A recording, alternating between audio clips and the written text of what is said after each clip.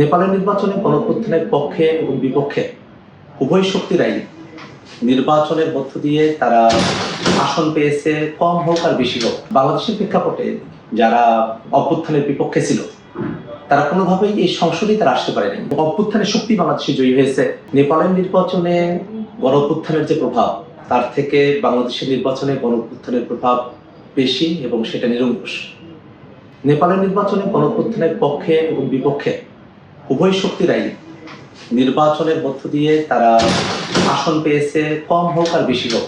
যদিও অভ্যুত্থানকারীরা তারা সংখ্যাগরিষ্ঠতা পেয়েছে, কিন্তু বাংলাদেশের প্রেক্ষাপটে যারা অভ্যুত্থানের বিপক্ষে ছিল তারা কোনোভাবেই এই সংসদেই তারা আসতে পারেনি। এবারের যে সংসদ, এটা পুরো মাত্রায় অভ্যুত্থানের পক্ষের শক্তির সংসদ।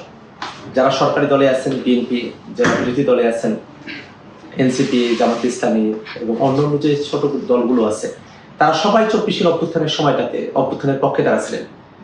অভ্যুত্থানের বিপক্ষে থাকা আওয়ামী লীগ নির্বাচনে অংশ করতে পারে নাই, কিন্তু আওয়ামী লীগের দোসর জাতীয় পার্টি, একেবারে বাম কিছু দল, সুন্নি জোট, তারা নির্বাচনে অংশগ্রহণ করলেও তারা কিন্তু জনগণের তারা প্রত্যাখ্যাত হয়েছেন। নেপালের যে নির্বাচন, সেখানে তরুণদের যে দল, গণঅভ্যুত্থানের যে দল আরএসপি, সেটা অনেক আগে থেকে তৈরি হওয়া একটা দল, 2022 সালে যাদের জন্ম, এবং তাদের একটা দীর্ঘদিনের সংসদে প্রতিনিধিত্বেরও একটা ইতিহাস তাদের রয়েছে।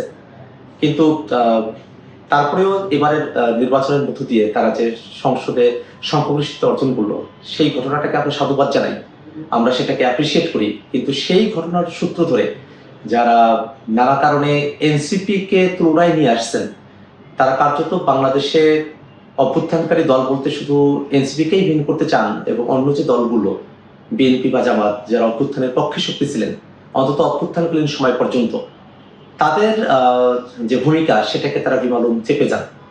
এই কারণে কনক্লুশন হলো যে নেপালের নির্বাচনে তাদের গণঅভ্যুত্থানের যে প্রভাব, তার থেকেও বাংলাদেশের নির্বাচনে গণঅভ্যুত্থানের প্রভাব বেশি, সেটা বেশি দৃশ্যমান এবং সেটা বেশি পরিমাণে সেটা এখানে সফল। কারণ এইবারের এই বাংলাদেশের 2025-এর যে 26-এর যে নির্বাচন, এই নির্বাচনে কোনোভাবেই গণঅভ্যুত্থানের বিপক্ষে থাকা কেউ একটি আসনও পায়নি, কিন্তু নেপালে কয়েকটি আসন হলেও তারা পেয়েছে।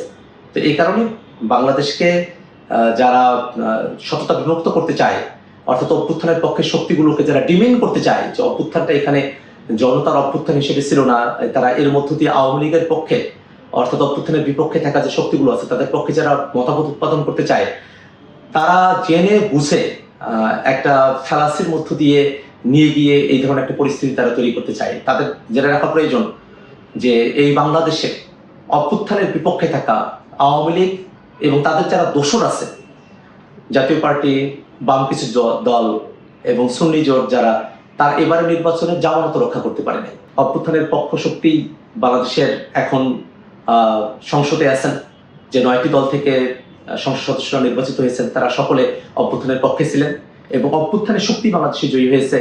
অভ্যুত্থানের শক্তিগুলোই বাংলাদেশের নীতি নির্ধারণের জায়গাটাতে কাজ করবে এবং সামনের দিনে এই অভ্যুত্থানকে তারা কতটা সুরক্ষিত করতে চায়, সেই কমিটমেন্টের উপর ভিত্তি করে বাংলাদেশের মানুষেরা এই অভ্যুত্থান পরবর্তী সময় এবং নির্বাচন পরবর্তী সময়ে প্রত্যেকটা দলের যে ভূমিকা সেটাকে তারা মূল্যায়ন করবে।